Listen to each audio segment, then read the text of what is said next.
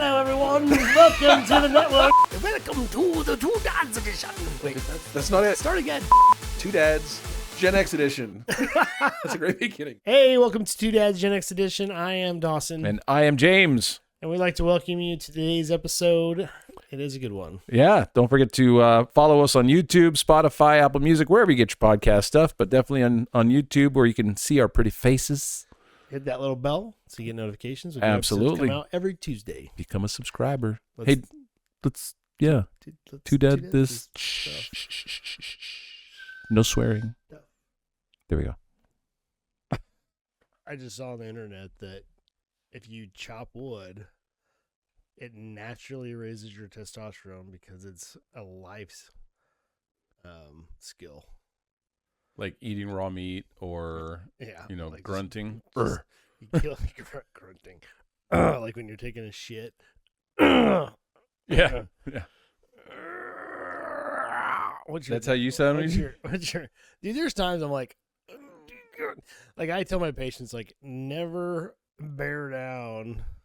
You bagel down and you could pass out. Right. But did you know while you're pushing hard and you sneeze, you can actually blow your asshole? Now I'm going to be self-conscious every time I have to sneeze when I'm on the toilet. I don't. You can literally cause your innards to come out like prolapse. That that explains crazy? so much. No, I'm just kidding. No wonder the water tickles my asshole. I can Why is it so cold? Oh. Wow. Yeah. Isn't that funny? So really we need to go to the more of the like little girly sneeze and go, Achoo. if we're on the toilet. Yeah, something like that. Yeah. The Joker sneeze. Yeah. Achoo. Man. It's kind of funny. And it's funny when I do the editing for this and I do the transcript. Yeah. When I do all my voices, it thinks it's a whole nother speaker. So we had one that I thought we had 24 speakers. Wow. Because I did so many So many- different okay. voices. I was like, maybe I could be Crazy. a voice actor. Probably could. Yeah. I mean, we got the equipment for it now, right? Oh, bossy. Kind of thing. No, so when he did this study, it showed that. when Yeah. If you sneeze when you take a shit, it blows out your... Yes, but before that, when you're chopping wood. Oh, yeah, that Why one. did we That go one. to that? Going We back went to from that. taking a shit to chopping wood. Going back to the manliness of chopping wood. Oh, because we were talking about the noises men make or.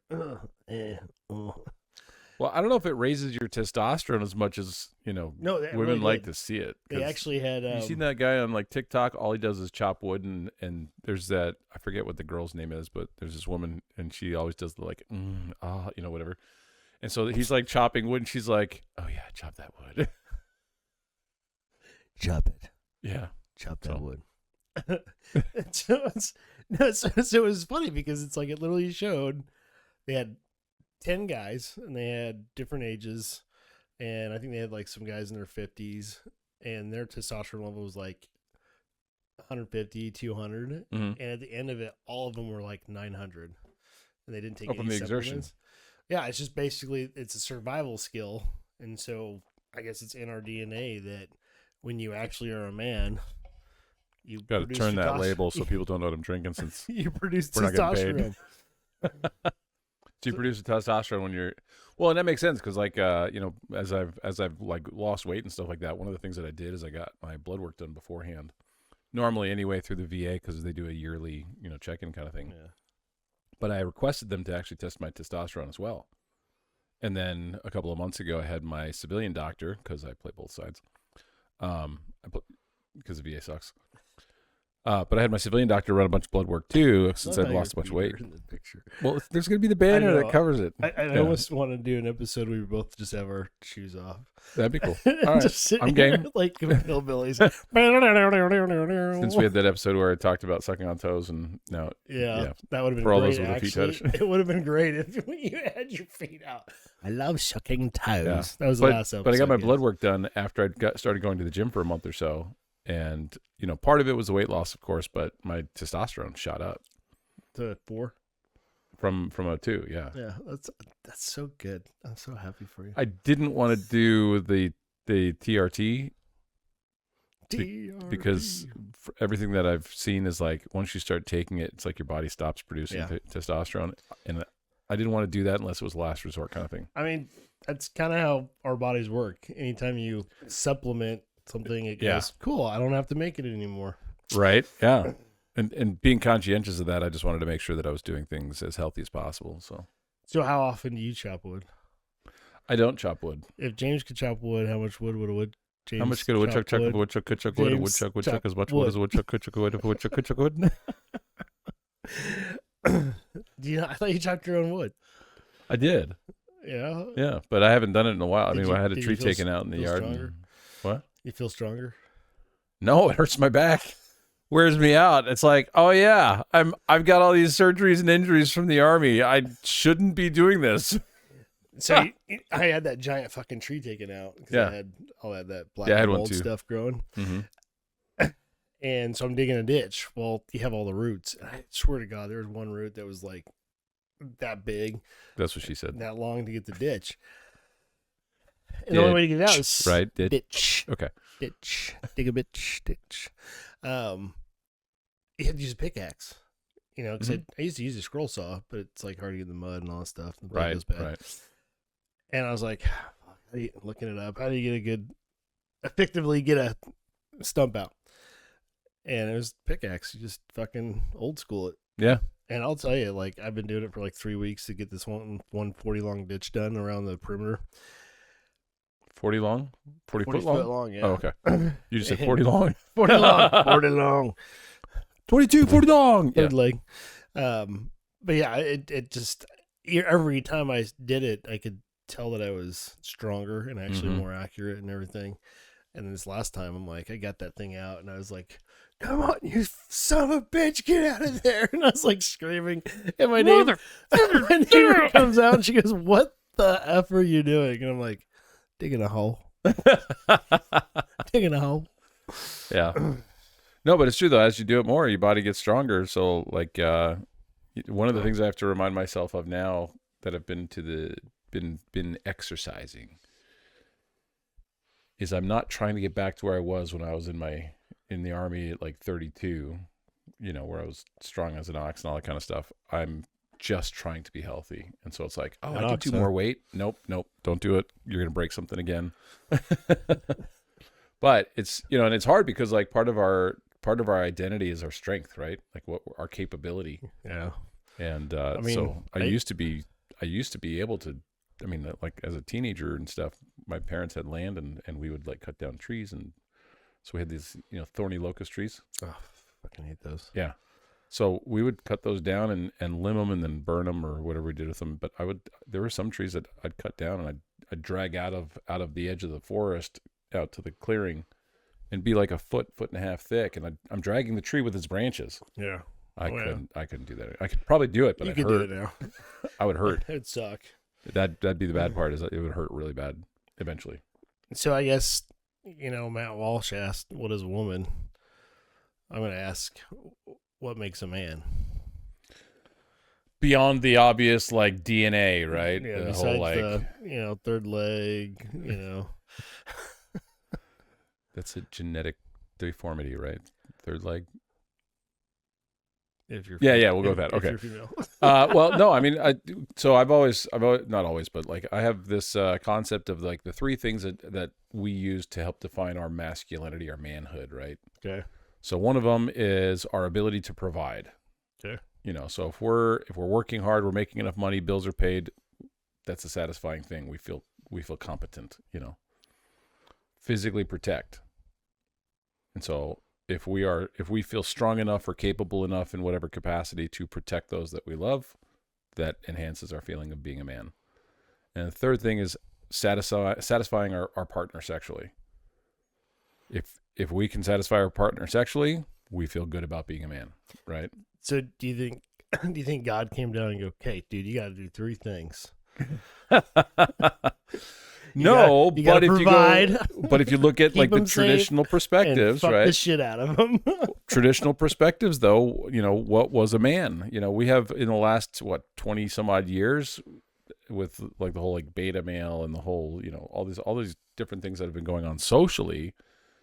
being a man has been redefined again and again and again. But you look back at over eons, right? It's always been to protect, the warrior class, the elite are the strongest. They're the ones that can provide. There's cultures still where if a man is way overweight, it's because he can feed himself and provide for his family, and that is the idea of what a man is. And so they have that position in their that's society. kind of what the medieval times is the fatter you were, the wealthier you were, because you were actually eating kind of stuff instead of scrapping instead of starving bread on the streets of the kingdom. And so now it's like, what does, how many men out there are like, you got to have a truck, I have a truck. You have a truck. I don't know a truck, but I actually use my truck. Yeah. Well, and so then it goes to the question of like, things. There's the beat up old like Ford Chevy kind of pickup truck, or there's the lifted Silverado with skinny little off-road tires that's underlit. It's only 2-wheel drive, but it's fully lifted like it was 4-wheel drive. Yeah. Big stereo. And then those. See that so much in Arizona. Yeah. The lifted 2-wheelers. Yeah. I was like, what the fuck? Makes no sense. But that's the thing is like, how do we define ourselves as a man? What makes a man, right? And some people, that's what they think being a man is. Yeah. I mean, so let's go with the first one. Providing. Yeah. So it's not about income, I don't think. Yeah, I think a lot of women define a man by how much they make. I know my ex did. A lot of women do, and you see it on social media where men, when women they ask like, what kind of man would you date? Well, he has to make this much money. Yeah. And I would argue that a guy that is making a ton of money is not going to pick you. Well, unless it's the third one. Right. Well, because it's like, but even then, for him and for a real man, a masculine, genuine, real man, he's not going to put up with somebody who's a gold digger or somebody who is constantly trying to buy the latest and greatest and all that kind of stuff. They want to, be attracted to their partner, and so being beautiful matters, and we have to have good stuff. But if her desire is to keep up with the Kardashians, a real man is not going to put up with that. Yeah. And I think that's because the fact that men want partners, not. Mm-hmm.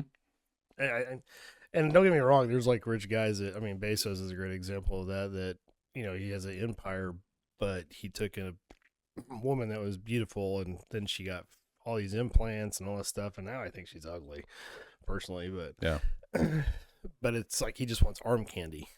He doesn't want a partner. He wants arm candy. He wants to show that he can have a partner in his life, kind of thing. And I'm not in their life, so I don't know for sure, but it's just from tabloid and from media, it's just the guy comes off like he just wants arm candy, where you look at the people that I really, really respect in general, I did respect Charlie Kirk and what his wife and him did and brought, and they just were a good unit. You look at JD Vance and his wife. Mm-hmm. They give so much flack on that crap, and it's like, she is a powerful woman and she's achieved tons.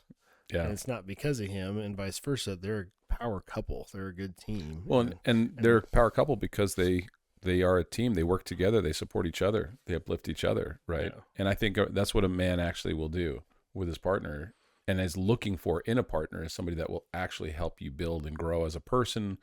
Whatever career you want to pursue, they're going to support it. They're going to push for it. They're going to help you. They're going to encourage you. They're going to be there for when you're struggling, and vice versa.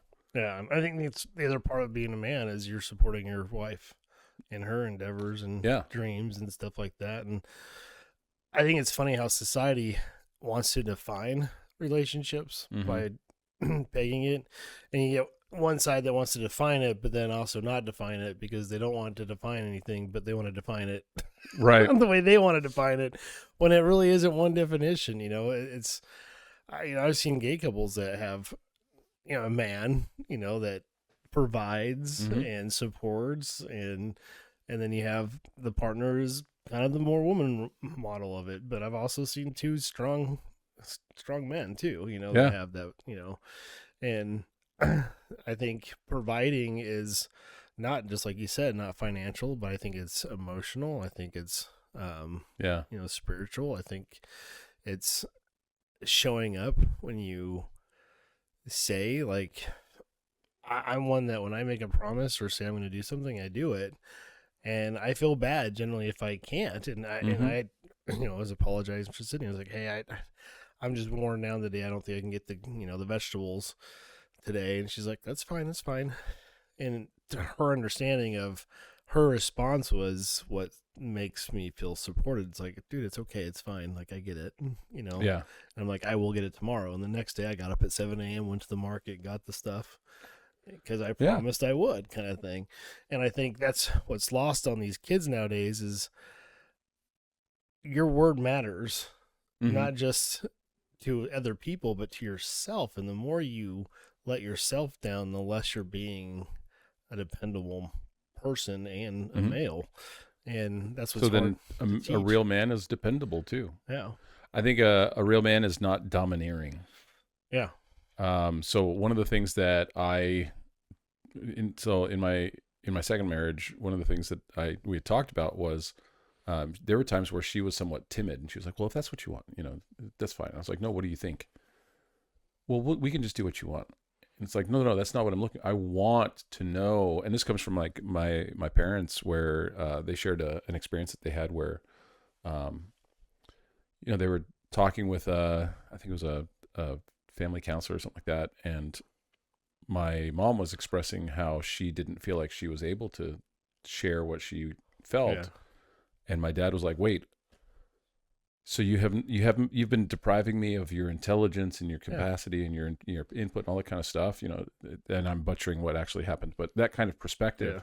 He wanted her input. He wanted her insights because he valued her. Yeah. You know, and so if a guy is like putting down his partner, or if he's like just taking charge of everything, and when she tries to give input, he's like, "No, this is what we're going to do." Yeah. And just disregards her opinion. I don't think that's being a man at all. Yeah, and I think there's that fine line that I think to have an awesome relationship with somebody, the man actually does want the input from his partner. Yeah. He does. Now, he might be the final say, and I say that not like what he says goes no matter what. Right. It's kind of like, since, you know, I am providing, I am doing this stuff, we're partners, that one of us has to make the decision, and then whatever the consequence of that decision, I'm taking the responsibility for. So if we fail because of that decision, it's on me. It's on me too. Yeah. And I'll help us get through that. And I think that's the part that that's the part that people gets miss. lost. Oh yeah. I think they miss that a lot because it's the accountability and the work. I mean, I love the memes that show, you know, a man will work 100 hours a week and still come home and play with his kids and give his wife what his needs, and rarely gets what he needs. But I don't think a lot of people realize that's what we need. A lot of the time, that's what we need. Well, is to provide and feel like we're actually doing what's right. Like, it's a willing sacrifice. I mean, with my kids, it was stressful, you know, being a single dad for a few years. It was stressful being the sole provider for pretty much all of their lives. You know, my first wife didn't really work at all. My second wife a couple times, but it was always on my shoulders. I had no problem with that. It would have been great to have extra income, but I didn't mind that. I made enough, right? Yeah. I was willing. I was happy to do that for everybody else to have the support and the love and everything that they needed. The only thing that I kind of lacked was the support of it. Yeah. Not for my kids, but I mean, but I didn't feel supported. I didn't feel like there was a partnership, that kind of thing. But like that sacrifice, a real man does it willingly, not because he's asked to or told to, but because we just assume that role because we know that that's what needs to be done. Yeah. But I, you know, in talking about like a man is supportive and talks through, and, you know, yeah, he might be the one that has the final say, but at the same time, a real man needs to have a real woman.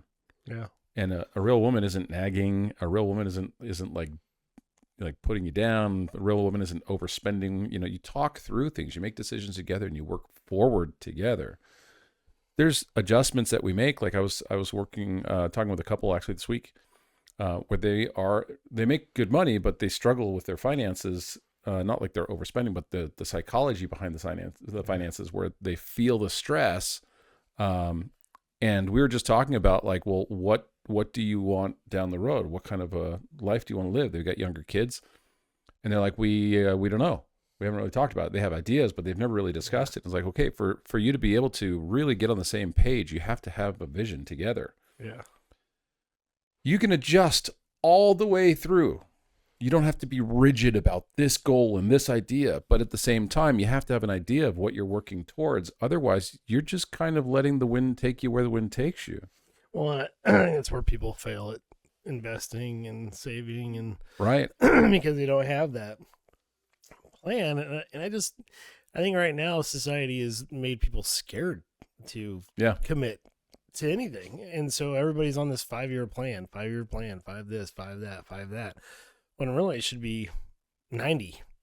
90-year plan, yeah. This is my 90-year plan. This is my 50-year plan. This is my 20, you know, and you're going through these steps. And, you know, going back to the support part, you know, we have an episode about role reversal, because I was in that in my marriage. And I never cared that she made more. It's just when the relationship started feeling like I didn't matter because I wasn't making as much as her.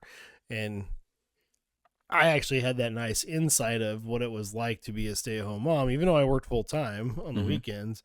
You know, I was working that Friday, Saturday, Sunday, so I was getting my 40 hours in those 3 days. But it was still one of those things that even though I was like cooking and cleaning, doing laundry, maintaining the home, doing all the activities, getting stuff ready, and just surviving, it just was weird because we felt like roommates, you know, and we were just like, almost felt like we were divorced, just doing timeshare with the kids in the house. And it was, isn't it sad when it gets to that point? Yeah, it was miserable. And it was didn't feel like a partner, didn't have goals. Every goal we were doing was to better what she wanted. And it was hard because it's like I didn't feel less of a man, but I didn't realize that I did until marriage therapy. Yeah. And that's when I realized, I lost a lot of my manhood, not because I just was a pussy or I was pussy whipped. It was just because I was providing in a different way, but I wasn't getting the respect for that. And that becomes a huge key. And that, I think, is a lot of reason why a lot of men check out, is because if they're not getting that value, that respect, that dignity of somebody, you know, appreciating and expressing that appreciation for the sacrifices that are made, we'll keep doing it. Yeah. Because that's, you know, a man does that, but we shut down, you know. A man doesn't shut down for no reason. A man shuts down because he's being disrespected or because he's being discarded, you know, or there's just a lot emotionally that's overwhelming him. There's this, I've seen it come up on my feed a couple times where, you know, it's what men need from a woman sometimes. There's a video of this woman, her husband's like on his phone at the table, something like that. And she like obviously set up her phone to view it, but she just like steps over to him, steps one leg over his lap. And he's like, what's going on? You know, and she sits on his lap, puts her arms around him and just snuggles into him. And he puts his phone down, puts his arm around her and just kind of like settles in as well. We need that. Yeah. I mean, I love that.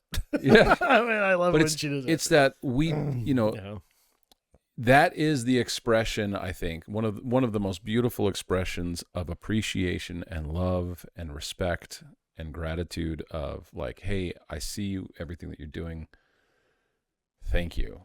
Yeah. And I am here kind of thing. And guys need that. And when we get those kind of things, we'll go through hell. Yeah. And they do. And that's why I love so many of these blue collar workers in America and probably across the world that just bust their ass for their families and grow. And the ones that just take off, and the couples that are power couples, the wife supports and she provides and she brings things to the table. And I love that podcast of the guy that brings in the modern feminists. They're like, fuck, man, we don't need him.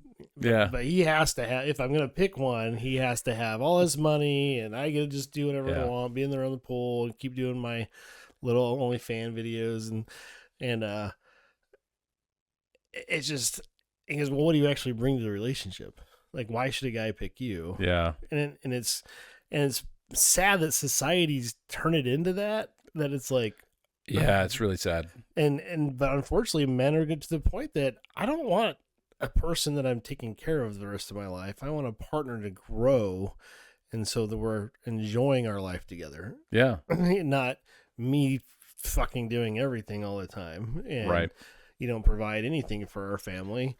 And Well, and it's and you'll see a man become less masculine the more he gets ridiculed for how he provides. mhm. You know, now if you're a piece of shit that's just doing drugs and crack and you're not doing anything, Yeah. and you're deadbeat, This is then obviously you're not a this is man. our view of what we think a real man is. yeah, sorry. No, it's all good. But there are, even in good families where they are working hard, you know, I think one of the big things that gets in the way is we start becoming selfish. Yeah. Either one person becomes selfish or both people, and oftentimes the other person becomes selfish as well, in kind of like a reaction to or retaliation of, where if I'm going to be treated this way, then fine, I'm going to do what I want. Yeah. You know, or if I'm not getting my needs met by you, I'm going to go find them somewhere else. That's the selfishness, right? Yeah. And it really takes, I think, a lot of strength from both a man and a woman to overcome that selfishness, to look for and recognize the value that each other brings to the relationship, no matter what the balance is, right? It doesn't matter if you're making more money or if she's making more money or whatever. It really doesn't matter. As long as you are appreciating each other and valuing each other and respecting each other, that kind of stuff. And I think when it comes to men and masculinity, that's what men will do. Yeah, and I think it's funny how people will, I love to go around the street and it's like, what does a real man look like to you?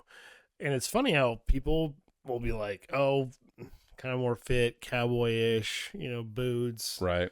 kind of dirty. And Beards. I'm like, and then what's funny is like, well, can a man not be that IT guy that goes to work, 60 hours a week, comes home, helps his wife with the laundry and Right. helps make dinner, and he goes out with the kids and plays with them every night. I go, that's a man. Yeah. I mean, that's a very masculine man because he's providing, he's showing his wife love, he's playing with his kids, and he's helping around the home too. Yeah. Kind of thing. And so I think what some are trying to make masculinity this toxic, fuck you, it's my world, I am Hulk. And that's not what it is, people. It's this one of the two units in a marriage. Mhm. And I'm fine. I'm open with whatever, but it's having a unit of two people that are providing and are keeping that family unit together in a way that one provides and then one nurtures. Well, and when there's because I'm single, so it's like if that dichotomy is not, or that dynamic is not there, I don't know if that's the right word. Fuck it. But if that relationship isn't there, the values that builds that are still present. Yeah. So just because somebody doesn't have a partner doesn't mean that they can't be masculine, can't be a man, can't be a provider, all that kind of stuff, because you can still live your life based on the values that ascribes to. Yeah. So the integrity, the reliability, one of the things that I think about is, I forget who, it's a Jason Statham movie, but he's like down in the South or whatever, and there's this, bunch of drugs going on. Is it a Jason movie? Yeah, right. Jason Statham, not producer Jason. But I mean, I've seen him get all doused up in oil and put on bike pigs and beat the shit out of people. Right, I mean, right. He's pretty hardcore over there with his. But in this movie, there's a scene where the daughter, he's like a ex SAS or something like that, and the daughter gets bullied by a kid in school, and she punches him in the throat, and so the parents come, and the parents are all pissed off, but it's the wife who's egging the husband on to fight Jason Statham's character, right? Yeah, I remember that. And he keeps his cool, for the most part, but he keeps his cool, and I think that's part of the being the protector idea, it's not like you're fighting everybody and you're like aggressive and can beat the crap out of whoever. It's you have the mental capacity and the maturity emotionally and psychologically to know what is the proper way to handle a situation. And that goes back to those values, right? Whether you're single or married or in a relationship, it doesn't matter, because the way that you carry yourself remains the same. Yeah. And so I think his character in that movie was very much like that, where it's like in the moment, the heat of the moment, he's like, all right, let's calm down, let's cool down. You know, if it came down to it, yeah, he's going to beat the shit out of you. Yeah. But Well, and I think that's what sometimes people misunderstand, you know, on the second part of this of the protector part. mhm. I think they think that means violence. Yeah, And it doesn't. It doesn't mean violence a lot of time. Rarely should it ever, I think. And it's funny how you'll see like these protesters and stuff right now. They think violence gets their message across, and it really doesn't. And like in that movie, you know, he stayed calm and he basically kind of made the other guy look bad and actually made Yeah. the wife look like a piece of Oh, shit. yeah. Because he's like, why do we gotta promote to violence just because my kid knocked your kid in the throat? Yeah. Doesn't mean Well, and you know we have to do that. But one of my daughters a couple of years ago, she was pulling out of our street, and it was a left-hand turn, but you know, to the left of the street, it's limited sight. yeah, There was this kid on this little like Grom motorcycle kind of thing. It was not street legal. Found out that his dad had just purchased it that day. It was this kid and his brother that were riding him. And so she didn't see anybody, pulls out, and then he comes whipping around the turn over a hill, which was part of the reason why it's limited sight, smacks into the back corner of her minivan, breaks the window with his head, breaks the window, damages the car, all this other stuff. The brother calls the dad. He shows up like 2-3 minutes later, and he grabs the bikes, puts them in the truck, and they drive off, all that kind of stuff. My daughter had given them our insurance information. Well, they were like telling her she had to pay for the bike and all this other stuff. And so I called the dad, and I'm like, look, you know, your son was flying down the road on this little bike. He didn't have time to swerve. He didn't have time to stop. There were no skid marks. I mean, I've driven, and it's a neighborhood, so it's like 30 miles an hour, 25, 30 miles an hour. And it's a major road through the neighborhood, but it's still a neighborhood. I've gone like 35, 40, allegedly. There is plenty of time to stop, even on my motorcycle. yeah, Plenty of time to stop. And she was already out in the intersection, already out in the turn when he came over around the corner. And so I told the dad, I was like, he was speeding horribly. It's his fault. He should not have been doing that. And the dad was like, well, so you're going to be paying for my bike. Maybe I'll sue you. And I said, you can do that. You know, my suggestion is it's about $3,000, because he said the bike was $3,000. So I said, the bike's $3,000. The damage is about $3,000. We should just take our damage, fix our own stuff, and just go our separate ways. He said, well, I'll just sue you. I was like, you can do that. Because I don't freak out when people say that. yeah, doesn't work. But it was like, you could do that. Yeah, go ahead. You could win. You could also lose. But either way, we're going to be spending a whole lot of time and a whole lot of money on attorneys for an outcome that is not guaranteed. Yeah, Because you know that your son was driving really fast, and you know, and so he was like, I'll talk to you later. And he hung up on me. never back. No, I texted him a few hours later, and I was like, have you decided what you want to do? Because I know attorneys. I've got friends who are really good litigators and stuff. And so it's like, let me know if I need to call anybody, you know. And he goes, my son's paying for the bike. I was like, okay, that's so, you know. The son went and filed a claim against our insurance, but in the state of Missouri, if you don't exchange information, it's a hit and run. So they never provided insurance information to my daughter because there wasn't any on the bike, and you know. And so when they made the claim against our insurance, my daughter went, okay, I'll just go down to the police station and file a hit and run. And so she did. Nice.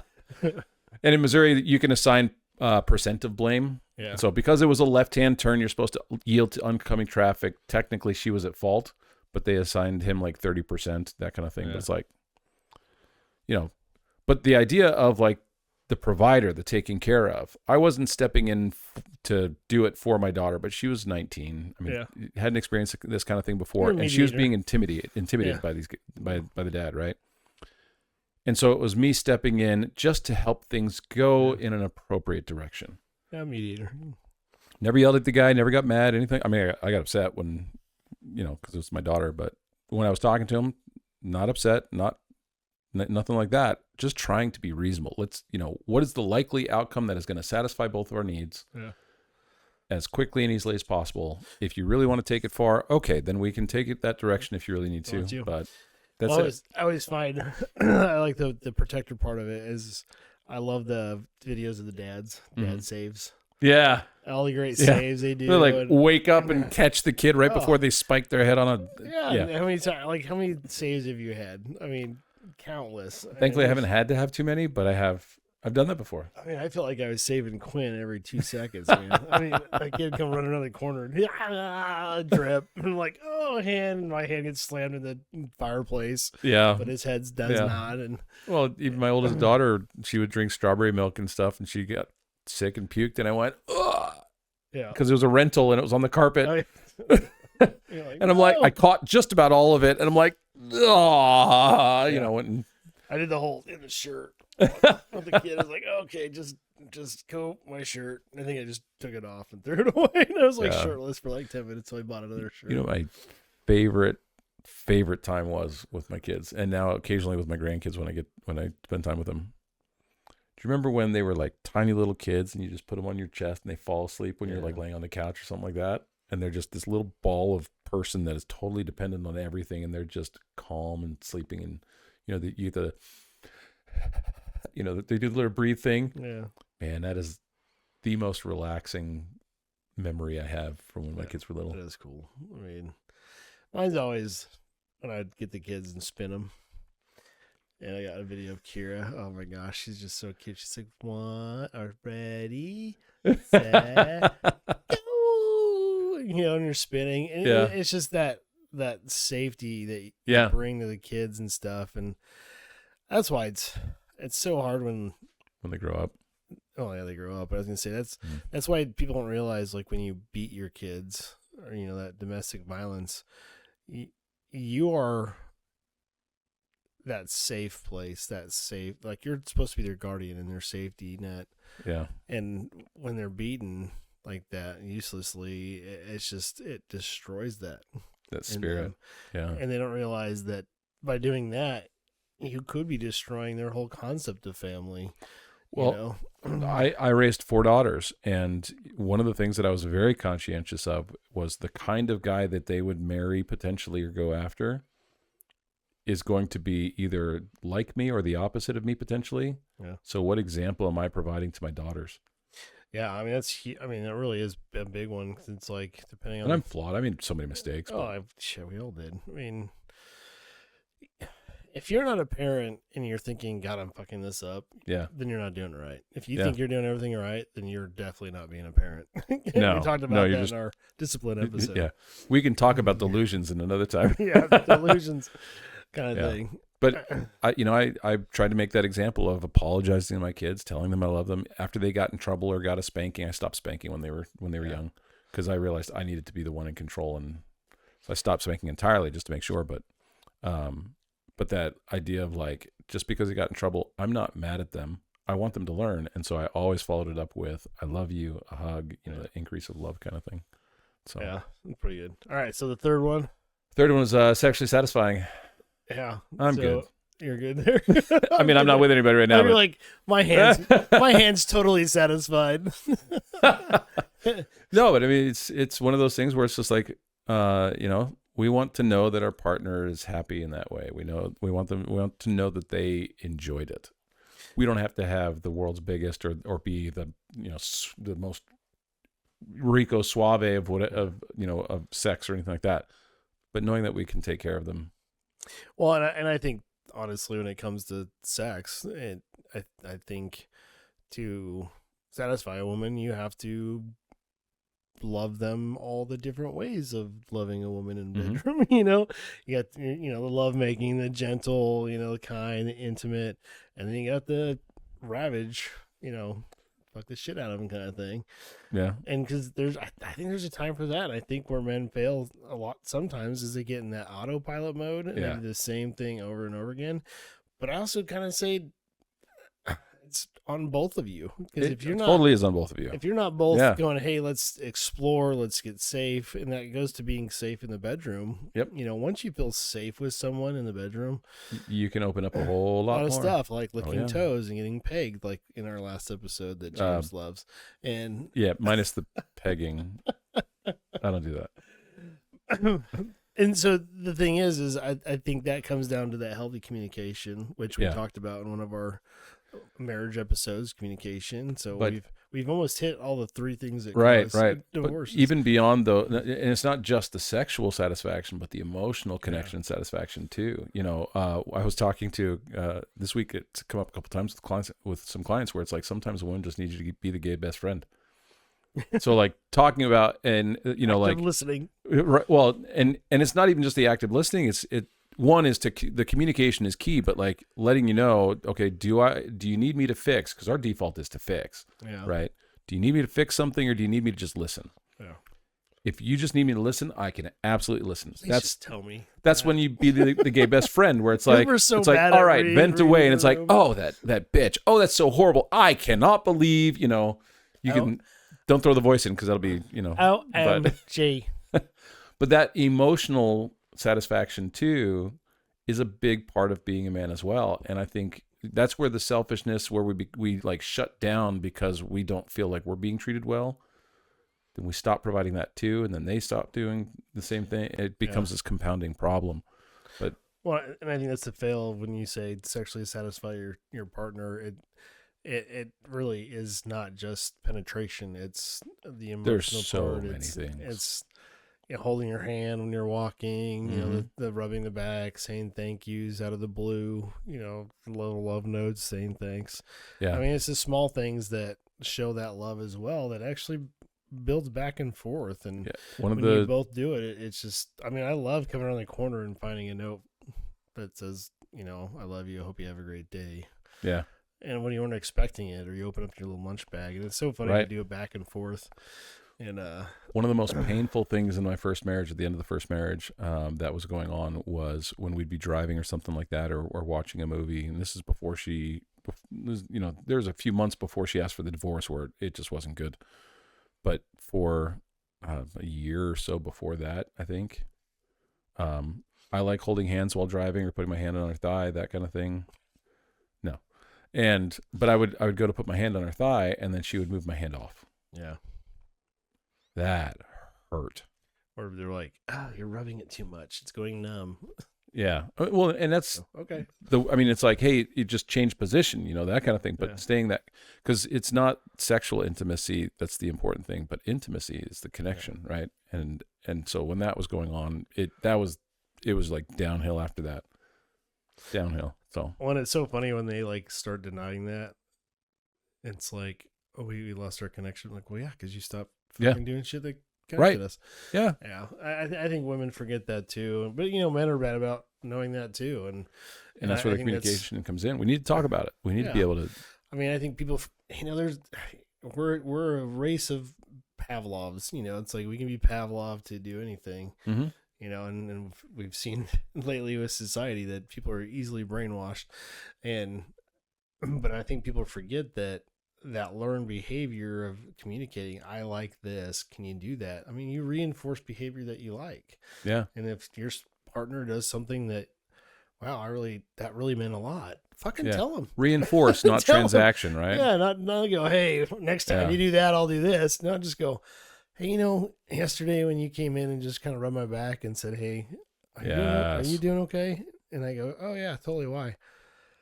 Meant the world. No, it's cool. And you walk off, and I'm just like, all right, cool. That meant a lot. It just. But if you don't recharges tell her a little that, bit. right? Yeah, if you don't tell her, she's not going to do it anymore. And I think ultimately, And when vice it comes versa. to what makes a man, what really makes us men, is all of those things, but that we are working on building those rather than expecting them. Yeah. And that's where the communication comes in. The respect and dignity towards one another, and it really takes teamwork in a relationship to continue that and to grow that.